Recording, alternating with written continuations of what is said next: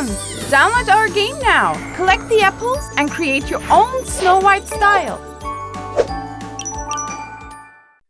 Once upon a time, in a faraway land, there lived a woman who desperately wanted a child, but could not bear one. She cried every day from sadness.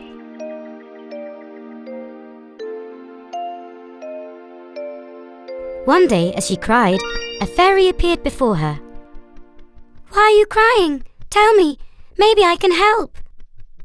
"I have no one. I want a daughter.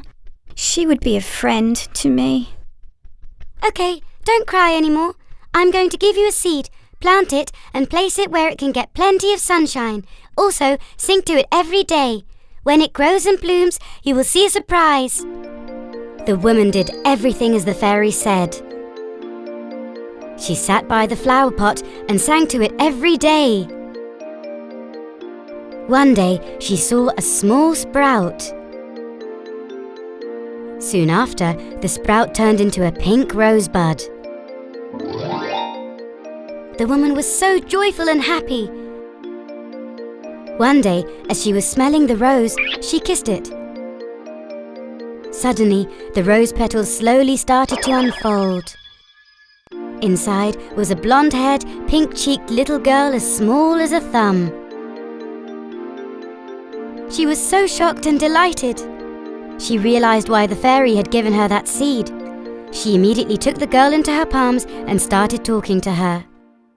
"My beautiful girl, welcome to your home. I'm your mother. Your name shall be Thumbelina." She immediately made a cradle for her out of walnut shells, a bed out of violet leaves, and a blanket out of rose petals. Thumbelina was so happy with her mother. She sang songs and danced with her. Her mother filled a cup with water and placed some walnut shells inside. Thumbelina would ride around with the leaves and shells for hours. Time passed, and Thumbelina had grown, yet she was still tiny. One night, as Thumbelina was sleeping in her bed, an ugly frog entered through a gap in the window. He stared at Thumbelina as she slept. She's so beautiful, just the perfect girl to be my daughter-in-law. He slowly picked her up and placed her next to the pond in the garden. His son immediately ran towards his father. "This girl who is to be my wife is so beautiful, father. Let's keep her on this lotus flower until we prepare everything so that she doesn't escape." In the morning, Thumbelina, who opened her eyes on the lotus flower, noticed she was in the middle of the pond, was very scared and so started crying. All the fish in the pond that heard her voice swam towards her. "Why are you crying? What's wrong?" "What am I doing here? I was happily sleeping in my bed. I opened my eyes and I'm here. I want to go home to my mother."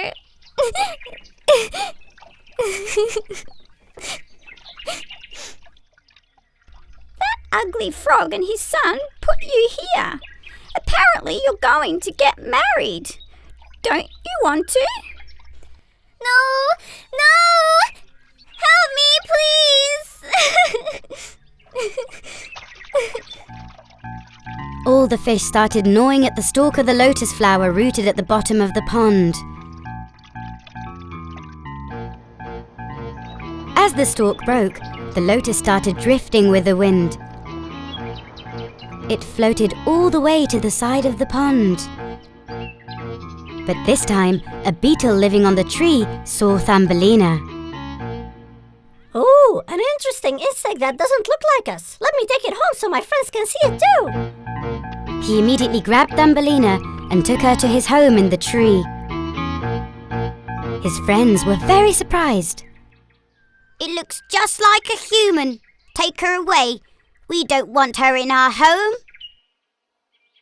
The beetle thought he had upset his friends, so he took Thumbelina and left her in the forest. Thumbelina, who was incredibly hungry and thirsty, was trying to drink water from the flowers. Since she couldn't find anything to eat, she felt weak. The weather was also extremely cold, so she started shivering. Her clothes were even for summer. She walked for a long time to find some shelter. Finally, in front of a small pile of soil, a door appeared. She knocked on the door with joy. An elderly lady mouse opened the door. I'm very cold and very hungry. Please take me into your home. And who are you? My name is Thumbelina. I'm gonna tell you everything that has happened. But first, can you please take me inside? I'm so cold. Come on in, beautiful Thumbelina. When she went in, Mrs. Mouse fed Thumbelina until she was full. And she told Mrs. Mouse everything that had happened to her one by one. As they were living together, one day, someone knocked on the door. They had a visitor. Oh, welcome, Mr. Mole. Thank you.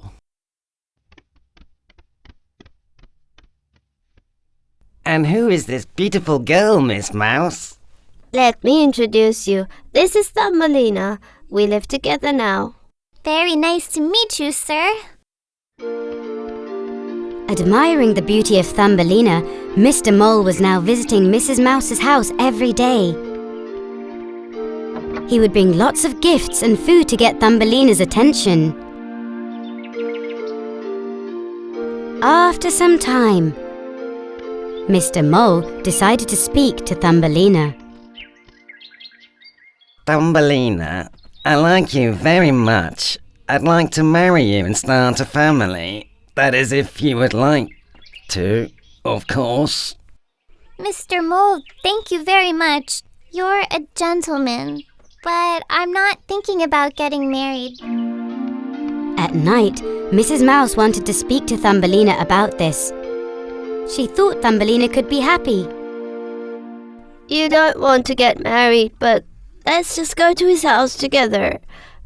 If you change your mind, you'll see what kind of a home you'll be living in. What do you say? Actually, Thumbelina didn't want to marry Mr. Mole because moles live under the ground without seeing the sun. This was not appropriate for her. She was a girl of sunshine. Thumbelina didn't want to break Mrs. Mouse's heart, so she followed her and headed straight to Mr. Mole's home. But before they got there, they saw an unconscious pigeon on the way. Thumbelina ran right over to it. She wanted to know what had happened. When she carefully examined it, she realized that the pigeon's wing was injured. She rushed back home, grabbed the first aid kit, and returned to the unconscious pigeon. She dressed the wound and wrapped it tightly. The white pigeon that opened her eyes even managed to drink some water. "I'll never forget your kindness, Thumbelina. One day I will help you too." At night, Thumbelina talked to Mrs. Mouse. Dear Mrs. Mouse, there are a few things I need to tell you. First of all, I don't want to marry Mr. Mole. He belongs to the underworld and me on Earth to the sun.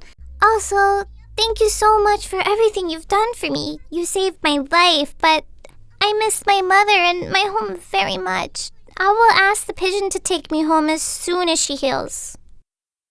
Okay, Thumbelina, as you wish, as long as you're happy. Anyone in my place would have done the same. It's been a pleasure to meet you. Same here, Mrs. Mouse. I will miss you very much. A few days later, the pigeon was healed. "I'm better now, Thumbelina, and I need to go. Do you need anything?" Yes, I would like to ask you to take me home. Can you do this for me? With pleasure. Thumbelina bid farewell to Mrs. Mouse and climbed on the pigeon's back. They flew up in the sky. In order to not fall from the wind, Thumbelina held on tightly to the pigeon. They finally arrived at Thumbelina's house. Mrs. Pigeon dropped her off among the flowers in the garden, and she thanked her again as she soared towards the sky. Thumbelina, who was finally home after months of being away, ran to her mother and gave her a big hug. Her mother was overjoyed. God, what a beautiful day. I'm so happy. We're finally reunited. Welcome, my beautiful girl. I've missed you very much. I've missed you too, Mother.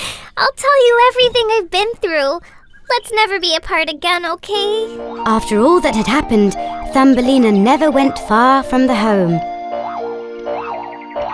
And she played with the flowers in the sunny garden.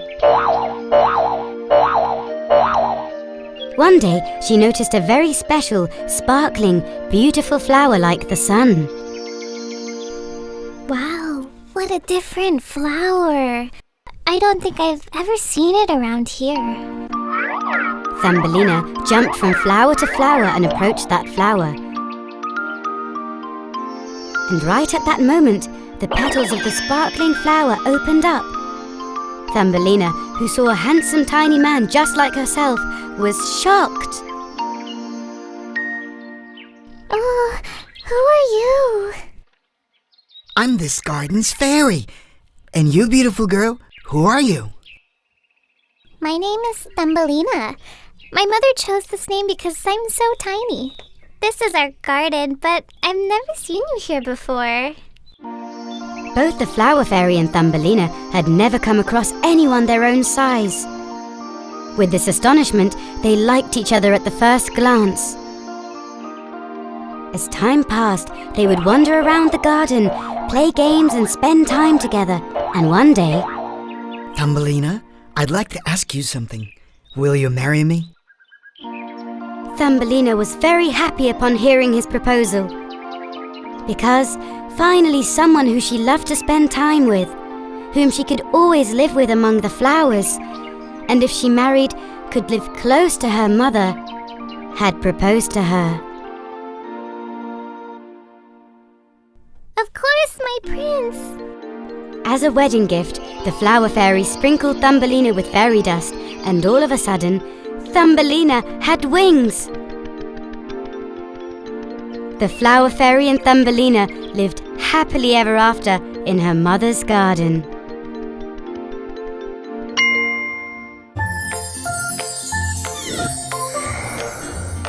Come on!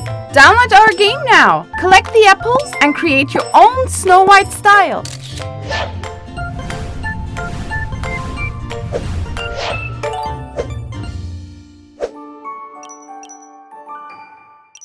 Once upon a time, there was a little girl who lived with her mother in a village near the forest. Her grandmother had made a Red Riding Hood for her. She loved it so much that she wore it everywhere she went. That's why the people in the village called her Little Red Riding Hood. She loved visiting and spending time with her grandmother who lived on the other side of the forest. Lived happily ever after.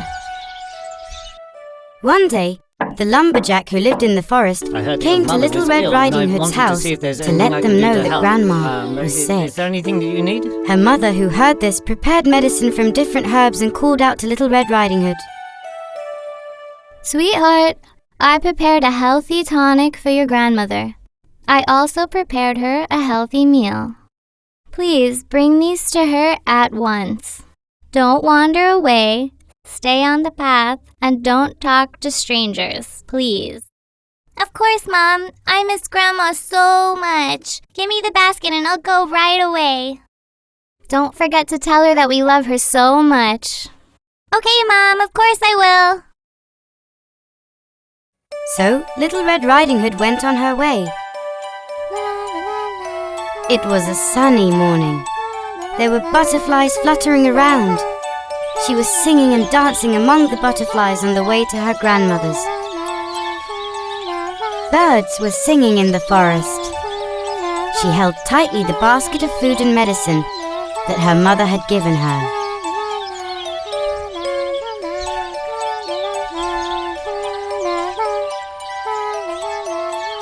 There were so many beautiful flowers around her that Little Red Riding Hood got distracted and forgot what her mother had warned her about.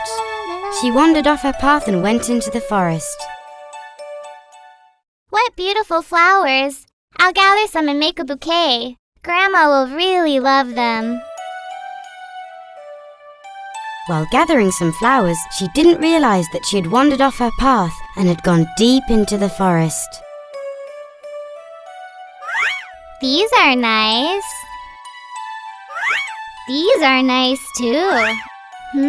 These smell better.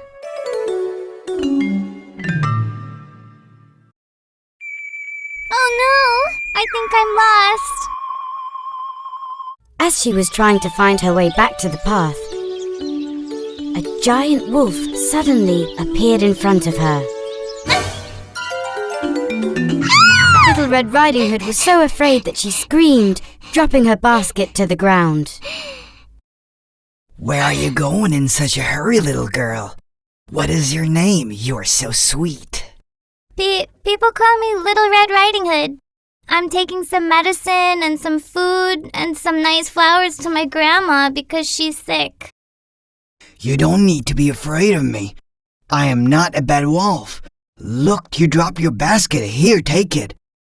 I just want to help you. Actually, the wolf was thinking about the food in the basket.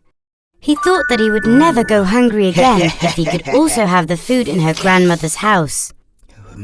He befriended Little Red Riding Hood so he could fool her. He was a sly wolf. Thank you for helping me. You are so kind, sir. But I need to hurry up. My grandma's expecting me. Because she's so sick, I need to bring this nice medicine and food to her. Otherwise, she won't get better. Is your grandmother's house so far? Just a little ahead near the pine trees. Somewhere between them. There's a small cottage. Okay, then you continue gathering flowers, sweet little girl. I am glad we met. Take care.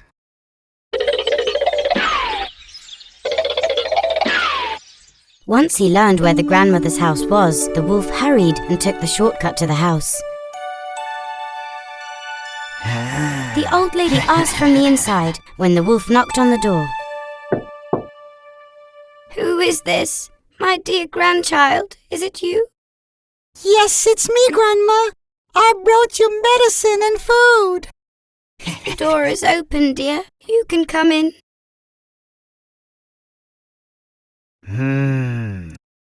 The wolf barged in happily. He grabbed the grandmother and locked her in a chest. He then wore the grandmother's clothes that he found in her wardrobe. He put on her hat and glasses and lay in bed. Under the covers to wait for Little Red Riding Hood.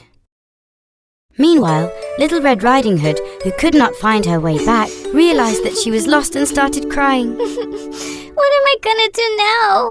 Oh, why didn't I listen to my mom? She told me not to go off the path.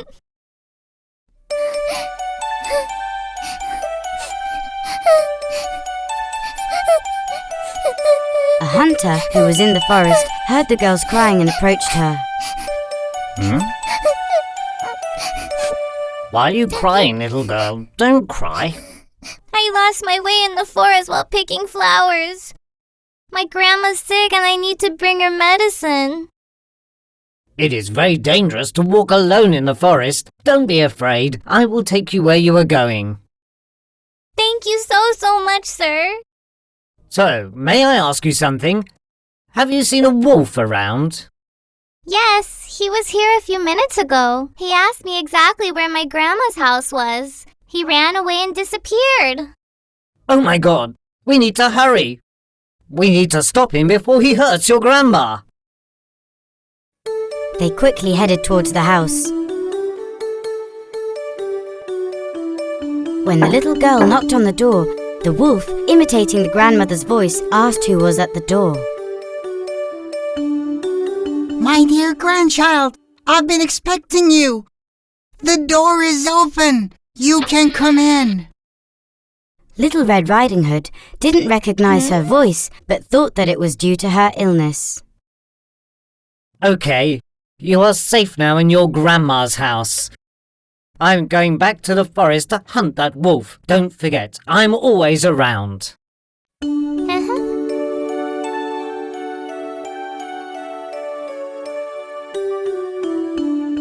Little Red Riding Hood stepped in and sat by the bed near the wolf and asked why it was so dark inside. The wolf had drawn the curtains.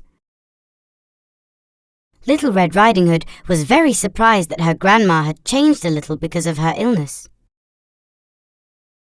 Oh, Grandma, what big ears you have. Why are they so big? All the better to hear you with, darling.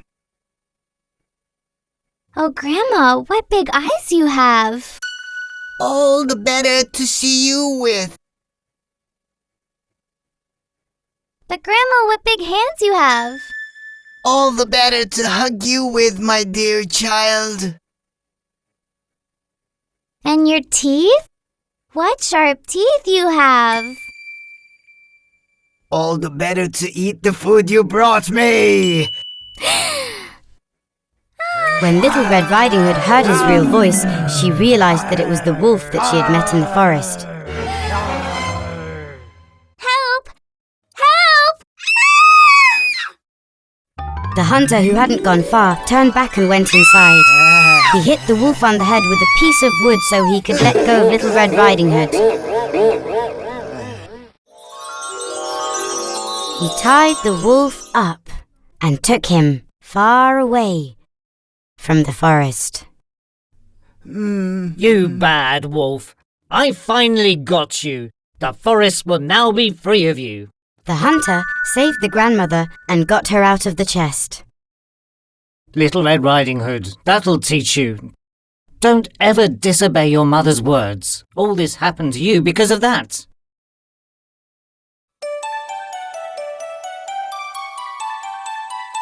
They ate their meal together with the hunter that had saved their lives. The grandmother took her medicine and started feeling much better. Little Red Riding Hood ran back to her house before it got dark. She would never disobey her mother again.